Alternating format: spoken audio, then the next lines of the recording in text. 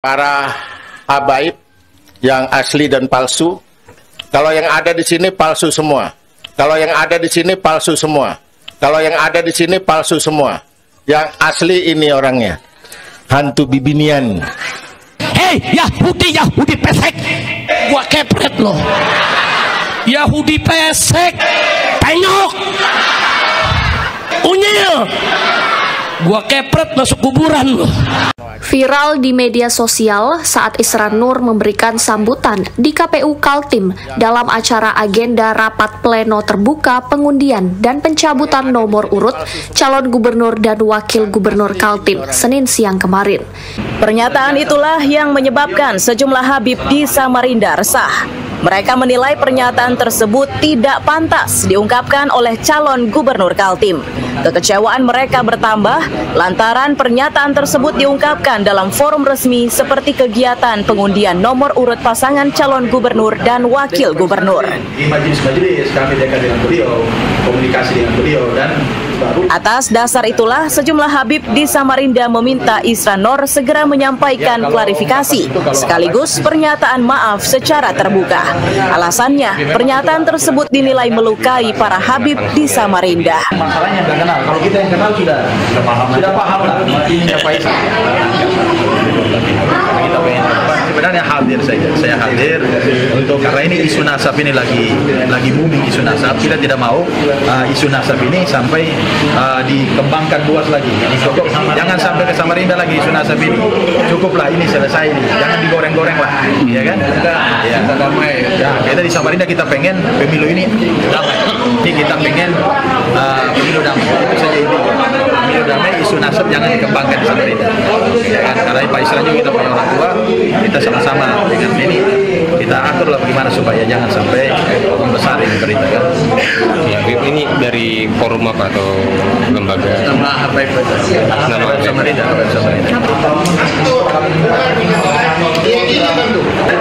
Tidak hanya memberi kesempatan kepada Isran Nur untuk menyampaikan maaf, para Habib pun bersedia untuk dialog terbuka. Para Habib ini rencananya akan bertemu dan bersilaturahmi kepada Isran untuk mengingatkan agar tak terulang kejadian serupa. Rijal Mustafa, Jasmine Jafar. Para habaib yang asli dan palsu. Kalau yang ada di sini palsu semua. Yang asli ini orangnya. Hantu bibinian. Video Isran yang mengatakan Habib palsu dan Habib asli di dalam acara formal itu direspon para Habib yang ada di Samarinda. Mereka menyayangkan ucapan Habib palsu dan Habib asli, walau kemudian maksud Isran hanya bercanda. Para Habib ini meminta agar Isran tidak mengulangi lagi dan berharap pilkada di Kaltim berjalan damai. Kami akan hadir untuk silaturahmi. Tapi ini buat kita memang perlu ada silaturahmi dalam artian bahwa kalau di forum-forum resmi jangan sampai ada gurauan-gurauan seperti itu. Itu aja. Insyaallah. Mungkin silaturahmi berikutnya kalau memang langkah itu perlu kami akan silaturahmi sama beliau. Kalau diizinkan beliau kami akan hadir insyaallah. Oh, kalau kami dengan Pak Isran sering di majelis-majelis kami dekat dengan beliau, komunikasi dengan beliau dan memang kadang-kadang Pak Isran ini nggak bisa lihat habaib. Kalau lihat ada habaib langsung beliau kadang-kadang itu keluar sendiri. Apa gurauan-gurauan dan lain sebagainya, dan itu buat kami yang sudah sering sama beliau mungkin biasa, tapi buat yang lain yang masih baru itu candaan yang perlu disampaikan ke beliau bahwa jangan sampai mengungkapkan di forum-forum resmi lah seperti itu. Habib berarti keturunan Rasulullah. Iya, keturunan Nabi. Itu, nah ini berarti Habib ini ada darah Nabi. Oh iya. Kok jadi sombong ya? Jadi makin nggak percaya. Kayaknya kok sombong ya? Berarti itu, kalau gitu taunya dari mana sih? Maaf ya, karena iya, awamnya iya, kita nggak tahu. Benar. Nah itu taunya dari mana? Itu ada lembaganya, namanya Robito Alawiyah di Indonesia di Jalan TB Simatupang sana. Ya.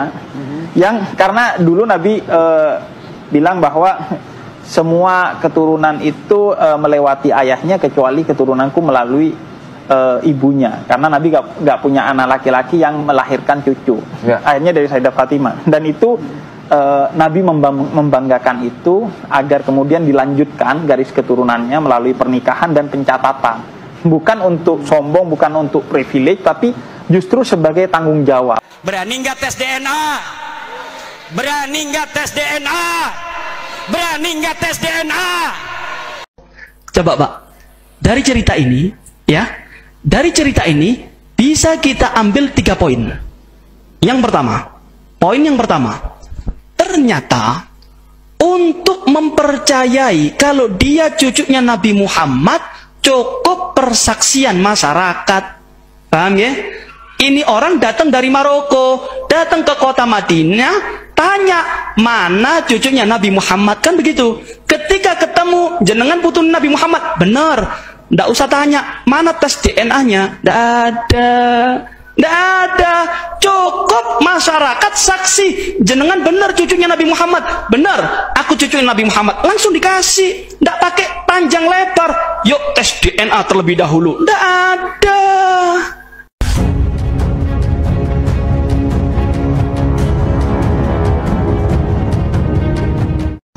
Malam Rabu baca Hadrobah Saudan, malam Kamis baca Burdah, malam Jumat baca Jaliyatul Qadar sama Yasin 40 kali. Baru 40 kali. Bagaimana Habib Abu Bakar bin Abdullah Al-Attas? Habib Abu Bakar bin Abdullah Al-Attas 1 kali duduk baca Yasin 90.000 kali.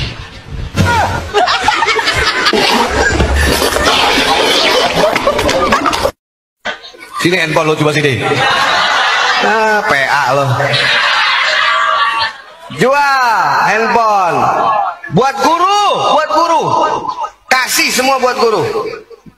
Jangan setengah-setengah buat guru. Guru kita kira nggak capek, siang pagi sore udah gitu bangunan nggak dibantuin sama ente. Habib Nabil nyari sendiri ke Malaysia, ke Singapura, ke Brunei, ke Eropa, ke Cina. Nih, Anda minta izin ya, minta izin. Nih kecerekan kurang kayaknya nih. Keluarin duit 10.000. Mal, gue duluan mal. Gue cepet. Gue cepet, lu cepet. Nggak pakai alasan, gue ketok pat lu pada. Nggak, minjem.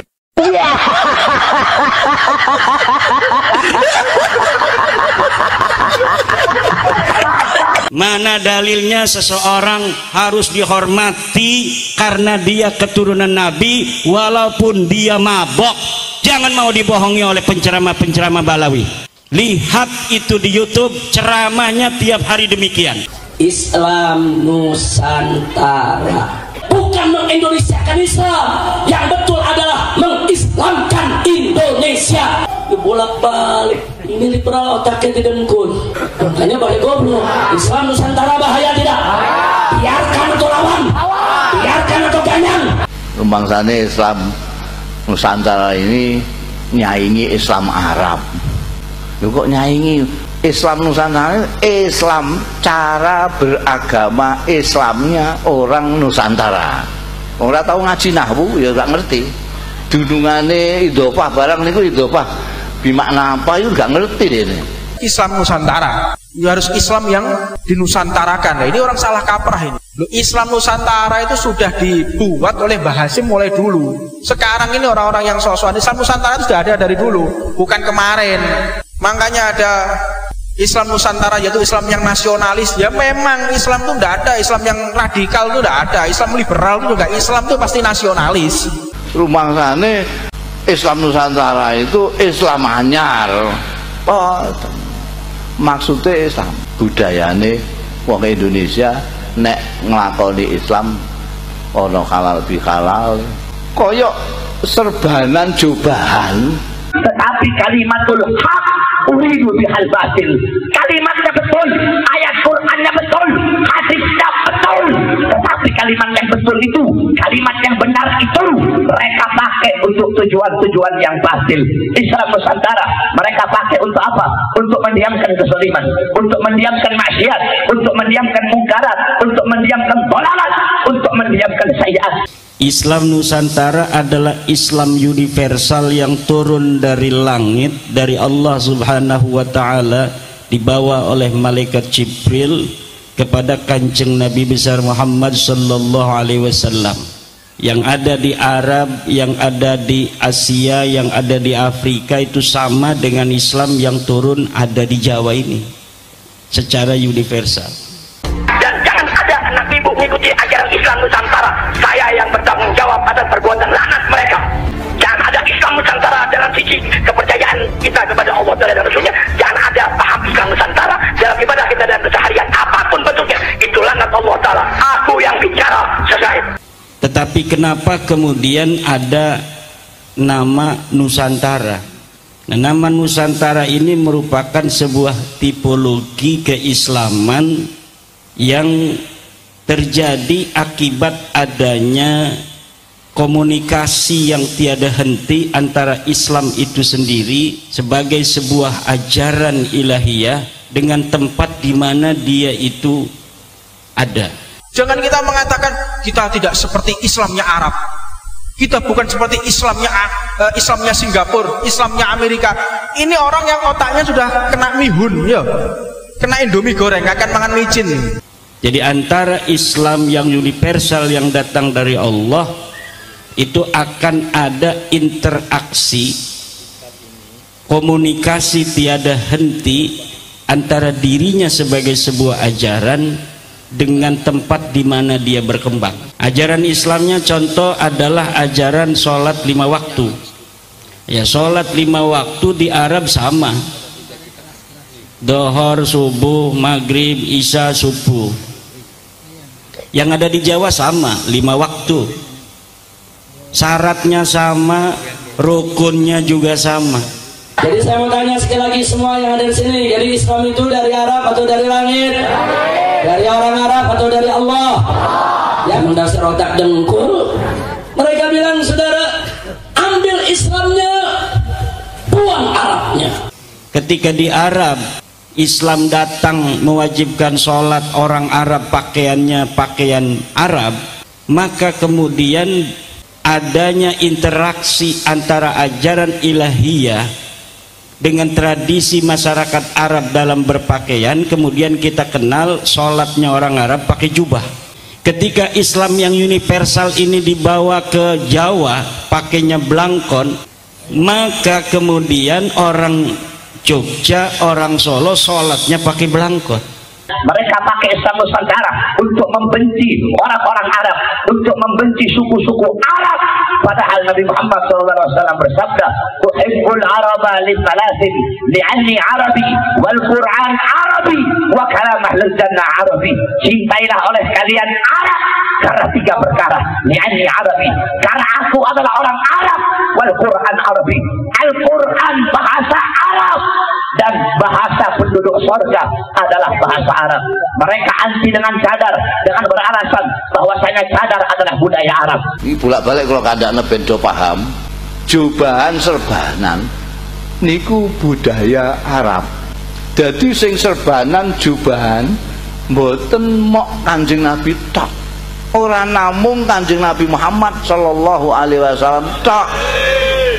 Tapi Abu Jahal ya iya, Abu Lahab ya jubahan ya serbanan. Wong iku pakaian daerah mereka. Kita FPI dalam menyikapi Islam Nusantara, kita nggak mau tertipu dengan bungkus. Kalau kita tertipu dengan bungkus, akhirnya kita bisa makan sarden babi cap onta. Jadi kalau ada orang lagi sholat pakai belangkon, pakai sarung batik, ini orang nanti akan melihat, oh itu orang Jogja, Islam Jogja atau Islam Nusantara. Kalau pakai peci nasional ada di Mekah, orang akan tahu, oh itu siapa itu orang sholat pakai peci hitam, oh itu Islam Indonesia. Jangan kita ikut-ikutan yang sekarang ini sok nasionalis, sok nasionalis di kepentingan awake dhewe kok. Lho Kanjeng Nabi niku jane ya iso wong kekasih Gusti Allah, utusane Gusti Allah. Nek arep gawe dhewe mode pakaian Islami iso wae. Tapi mboten kersa Kanjeng Nabi. Ya semelok apa jare budaya lokal iku apa? Ya jubahan serbanan. Lah nek jubahan serbanan makin nek jumbuh karo Abu Jahal piye? Bangsa Indonesia, Mau ngapain kalian dijajah sama Arab? Mau ngapain kalian diperbudak sama Arab? Mau ngapain kalian diarabkan? Jangan mau diarabisasi. Jadi mereka sebelum bermaksiat, mereka bikin disclaimer dulu. Kalau ada dari kita yang bermaksiat, tetap wajib dihormati. Jangan ikuti, tapi edatnya ini ada darahnya Nabi. Disclaimer itu Pak namanya. Itu masa lalu. Hari ini tidak akan lagi bangsa Majapahit akan mau dibodohi oleh orang-orang seperti mereka. Kalau kita ngomong Indonesia masih belum bisa, kita katakan kita bangsa Majapahit agar mereka tahu bagaimana leluhur kita dulu menjadi penguasa di dunia ini. Untuk kepentingan kelompoknya, sehingga apa? Timbul asobiah, timbul fanatik golongan. Golongannya salah atau benar tetap didukung, gak peduli salah masih salah dibuelo mati-matian. Ini orang asobiah ini. Ora nek jumbo, ora. Ternyata pancen ora jumbo tenan. Mergo wong iso nitik senajan padha serbanane, padha jubane, nek Kanjeng Nabi raine sumeh mesem. Janji ana wong jubahan, serbanan, raine kok mesem Kanjeng Nabi. Ana wong jubahan, serbanan kok raine sangar Abu Jahal. Karena Islam ini pendatang dari Arab sana, harus dinusantarakan. Jadi Islam Nusantara itu adalah Islam yang ingin dinusantarakan. Islam yaitu aliran yang menganggap Islam itu pendatang. Islam itu harus dipribumikan. Ambil saja Islamnya, buang Arabnya. Ini yang dimaksud Islam Nusantara. Islam Nusantara yang hari ini dikembangkan oleh Nahdlatul Ulama dan ingin diperkenalkan ke seluruh pelosok dunia telah berhasil membawa suasana keislaman yang energinya menjadikan bangsa Indonesia yang terdiri dari ratusan suku, 1.400 suku bangsa atau 700 suku bangsa dengan 1.400 bahasa, dengan berbagai macam adat istiadat yang ada, dengan agama dan kepercayaan yang jumlahnya ratusan. Kalau Islam Nusantara model begitu, saudara, terima atau tolak? Jawab yang ngomong, terima atau tolak? Terima atau tolak? Lah karek sampean nek ajeng niru kan pakaian Arab, terserah. Nek mawon sampean nganggo serban, nganggo jubah. Tapi nek rayae sampean sangar, aja nyalahno nek diarani itba Abu Jahal. Nek itba Kanjeng Nabi pakaian jubah, serban ya raine sisan, raine mesem. Kanjeng Nabi niku dijuluki Basam mergo wedanane menika mesem. Wedanane ora kok bibirnya. Bukan karena garis bibir tertarik ke atas lalu disebut senyum. Sebetulnya yang mereka serang itu bukan Arab, bukan. Mereka ingin menyerang Islam, saudara. Hari ini mereka benci dengan Assalamualaikum. Bagaimana cara mengganyang Assalamualaikum? Sebut saja budaya Arab. Mereka benci dengan jilbab, saudara. Bagaimana cara untuk melawan jilbab? Sebut saja budaya Arab. Mereka benci dengan jenggot, saudara. Itu identitas umat Islam. Bagaimana cara mengganyang jenggot, saudara? Sebut saja, itu budaya Arab. Ternyata keislaman di Indonesia telah terbukti dapat membawa Indonesia sampai saat ini dalam persatuannya, dalam kedamaiannya, dalam toleransinya, dalam saling hormat menghormati antara satu suku dengan yang lainnya, antara satu agama dengan agama lainnya. Dan ini ternyata ada kaitan dengan cara pandang keagamaan yang dimiliki oleh mayoritas umat Islam Indonesia. Menurut Alpara Research sekarang ini telah mencapai 56% orang yang mengaku Islam di Indonesia ternyata mereka mengaku sebagai bagian dari Nahdlatul Ulama. Mereka kepanasan, mereka kegerahan. Bagaimana supaya Quran dibaca dengan langgam Arab, cabut saja, itu budaya Arab. Kalau ini dibiarkan saudara, maka besok atau lusa mereka akan katakan, mau ngapain Al-Quran diketak sama tulisan Arab? Mergo pancen beda. Teng Arab kali teng mriki beda. Wong Jawa niki, terutama wong Nusantara niki. Wong Nusantara niki sampean muring-muringake angel. Tapi nek wis muring-muring, ilange ya angel. Nek gelo niku suwi banget mendem niku. Wong njaluk ngapura niku ya ngenteni bodo. Bayangno niku. Nek wong Arab mboten, wong Mesir niku mboten. Wong Mesir niku gampang muring-muring tapi gampang ilange. Buat apa dibaca pakai bahasa Arab? Itu budaya Arab. Cukup Al-Quran dicetak terjemahnya saja. Cukup bangsa Indonesia baca terjemahnya saja. Besok Al-Quran dicetak hanya terjemahnya saja. Saking benci dengan Islam, saudara. Dan Nahdlatul Ulama dalam ajarannya adalah ajaran yang merupakan warisan daripada ajaran Wali Songo.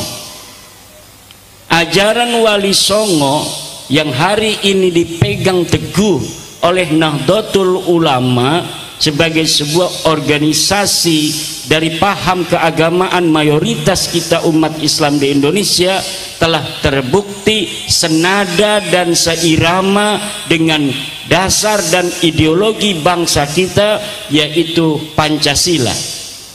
Maka Pancasila dan Nahdlatul Ulama ini dijadikan sebuah lambang dari kedamaian yang sejak merdeka 1945 sampai hari ini dirasakan oleh bangsa Indonesia tidaklah bisa dilepaskan dari Pancasila dan Nahdlatul Ulama. Boleh tepuk tangan untuk Nahdlatul Ulama dan Pancasila.